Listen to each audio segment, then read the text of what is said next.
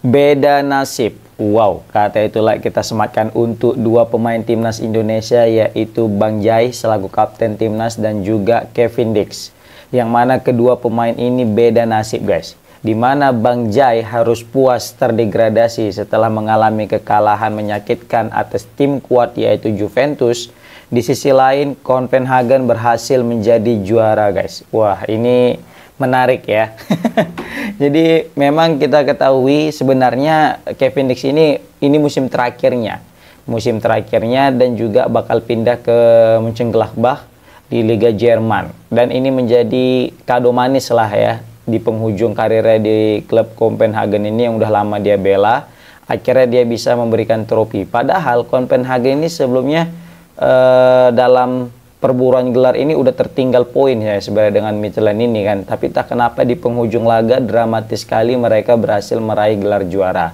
Nah, ini jadi modal penting juga nih untuk Kevin Dix langsung terbang ke timnas Indonesia karena pasti udah ditunggu.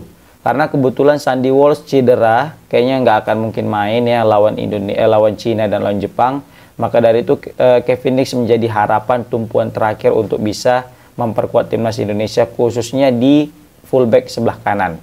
Kebayang nggak kita udah nggak ada Kevin Dix, kita udah nggak ada Sandy Walsh, tiba-tiba tadi dia cedera, misalnya Kevin Dix, waduh, bisa gawat nih, bisa jadi Indonesia akan kalah nih yang lawan China kan. Tapi dengan hadirnya Kevin Dix ini lumayan membuat hati agak tenang. Nggak tahu ya, entah hatiku aja tenang, kalian tenang juga nggak kira-kira? Ya tapi serius agak tenang ya, karena jauh memang kualitas Kevin Dix ini dengan pemain yang lain, guys. Bahkan untuk sekelas Sandy Walsh aja jauh loh bedanya. Kebayang kalau dari segi mental Kevin Dix ini jauh lebih daripada seorang Sandy Walsh. Walaupun kita tahu Sandy Walsh juga mentalnya lumayan gitu kan. Tapi tak kenapa kualitas dan mental daripada Kevin Dix ini jauh di atas pemain-pemain lainnya. Maka wajar aja jika di umur yang sekarang ini dia tuh dikontrak oleh Mönchengladbach. Ini kan naik kelas nih sebenarnya. Walaupun kalau di Liga Denmark dia itu sebagai apa namanya, bisa kita bilang ya sebagai juara, sebagai kampiun bersama dengan Copenhagen. Tapi kan kita tahu lah kompetitifnya Liga di Denmark dengan Liga Jerman itu jauh sekali kualitasnya. Makanya walaupun main di Mönchengladbach tapi setidaknya itu udah menambah apa ya kompetitif yang akan dihadapi.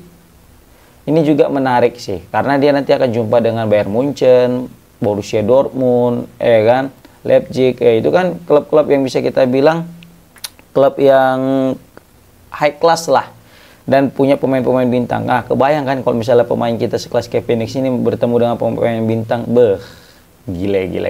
Oke, itu untuk Kevin Dix. Kita pindah ke kawannya, kaptennya, yaitu Bang Jai. Memang Bang Jai nggak main ya, karena dia kan kemarin kan akumulasi kartu kan. Nah, sayang sekali Bang Jai ini harus menderita kekalahan, guys.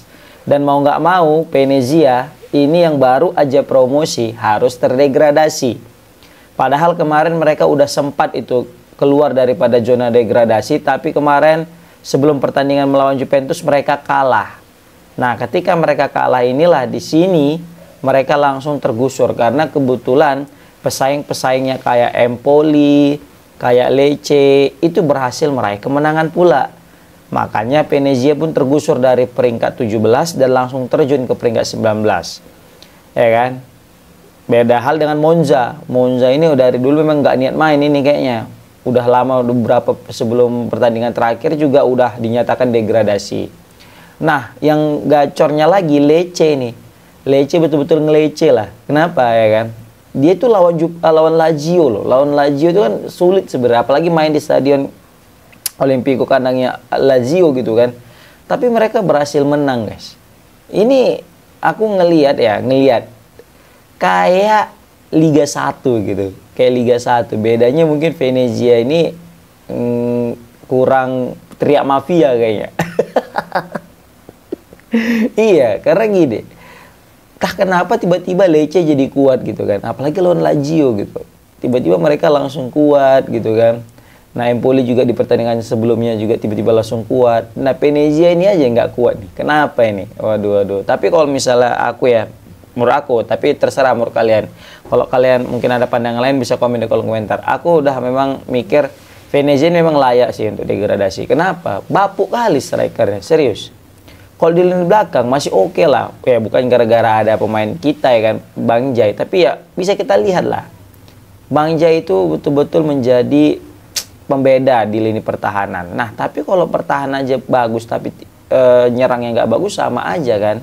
Nah, ini yang terjadi bisa kita lihat. Bahkan sampai pelatih Venezia itu nyuruh Bang Jai untuk maju ke depan. Gila nggak tuh? Untuk jadi striker di 10 menit terakhir, 15 menit terakhir. Kenapa? Karena saking bapuknya lini depan daripada Venezia. Bisa kita lihat lah, jarang kali Venezia cetak gol. Apalagi bisa cetak 3 gol. Nggak pernah lah. Pernah nggak ya 3 gol? Aku juga lupa ya. Tapi kayaknya jarang gitu. Kalaupun cetak gol pasti menang-menang tipis gitu lah. Dan sejauh ini dari 38 laga mereka cuma menang 5 kali. Nah, kebanyakan mereka itu main seri 14 kali. Nah, seperti itu. Dan itu 0-0, rata-rata 0-0, 0-0. Nah, ini menandakan sebenarnya bertahan mereka jago, guys. 0-0 kan clean sheet. Tapi ya itu, sekali lagi lini depannya bapuk. Nah, makanya Venezia wajar degradasi. Nah, ini menarik nih. Kita pantau nanti Venezia melepas Jai Ijaz nggak nih? Atau mungkin Jai Ijaz sudah ada komunikasi nggak dengan klub-klub lain sehingga musim depan masih tetap bermain di Serie A? Karena kebetulan ya walaupun belum ada berita resmi dari klub itu ya, tapi Venezia dikabarkan sudah mematok harga dengan seorang Bang Jai Ijaz, dan juga Bang Jai udah dilirik-lirik lah sama klub-klub lain untuk segera merapat. Banyak bisa kita bilang pemandu bakat mereka ya, melihat tim analis mereka melihat bagaimana seorang Jai Ijaz sehingga kemungkinan besar akan bergabung dengan klub mereka. Nah, rame nih berita.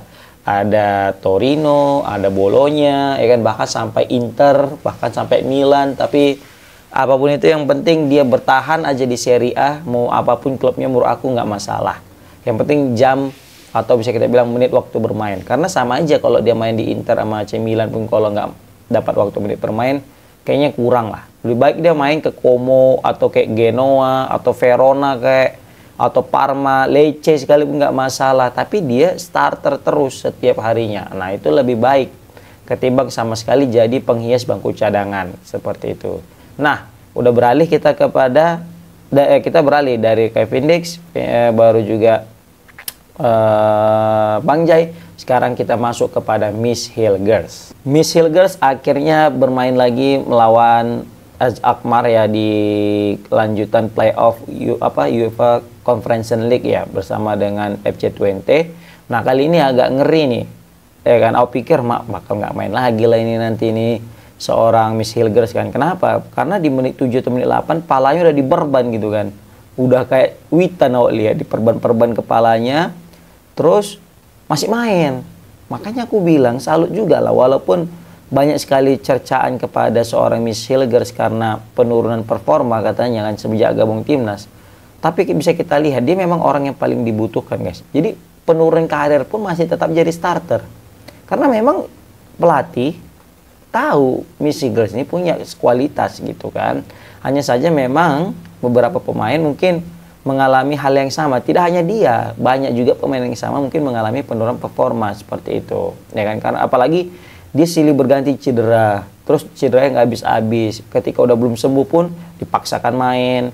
Masih sakit pun disuntik lah anti sakit gitu. Jadi wajar aja jika memang performa dia tidak seperti atau segarang yang dahulu, guys. Tapi setidaknya ini jadi sinyal positif.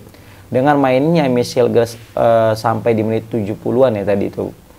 Setidaknya ini menandakan bahwasanya Miss Hilgers baik-baik saja, aman-aman aja, dan siap terbang ke ke Bali dan akan siap melakukan debut di GBK. Karena kita tahu Miss Hilgers ini udah lama kali main nggak di GBK, belum pernah main di Australia, main di Bahrain, main di China. Tapi pas main di Indonesia nggak pernah, lawan Jepang nggak pernah di Indonesia, lawan Arab Saudi juga nggak main. Inilah lawan China, semoga dia bisa lakukan debutnya bersama timnas. Walaupun sebenarnya aku bingung kalau main Miss Hilgers gantikan siapa gitu kan, karena Justin Hubner, Jai Ijaz dan juga Rizky Ridho ini udah klop kali gitu kan, kayaknya sayang aja untuk diganti. Tapi kalau nggak diganti bingung juga, dia pemain termahal gitu kan. Tapi seperti kata siapa kemarin itu, jadi mau dia meskipun pemain termahal, tapi kalau memang nggak masuk dalam susunan, masuk dalam susunan skema, ya nggak masalah kata gitu kan. Tapi ya kita lihatlah nanti gimana keputusan Patrick Kluivert dan Ole Romeni, Alex Pastor gitu kan. Karena ini apa ya, pilihan yang sulit, jujur pilihan sulit. Apalagi kalau ada Elkan Baget tadi, waduh makin sulit lah pastinya, ya kan. Semoga aja kita doakan Miss Kyrgios baik-baik aja dan bisa terbang langsung ke Indonesia dan melakukan debut di GBK. Karena kita udah lama nunggu Miss Kyrgios debut di GBK kan, dan akhirnya bisa kita lihat, bisa kita saksikan Miss Kyrgios merasakan vibes GBK seperti apa. Oke guys, itu dia 3 berita yang mungkin bisa aku dapat sampaikan tentang pemain timnas Indonesia yang semuanya beda nasib. Kyrgios ya walaupun nggak jadi masuk Euro Conference League, setidaknya dia masih tetap bertahan di Liga Belanda. Kevin Dix juara di penghujung karirnya bersama dengan Copenhagen dan pindah ke Mönchengladbach. Sedangkan Bang Jai harus puas terdegradasi dan menanti apakah dia ikut ke Serie B atau bakal dipinang klub Serie A. Komen di kolom komentar. Assalamualaikum warahmatullahi wabarakatuh.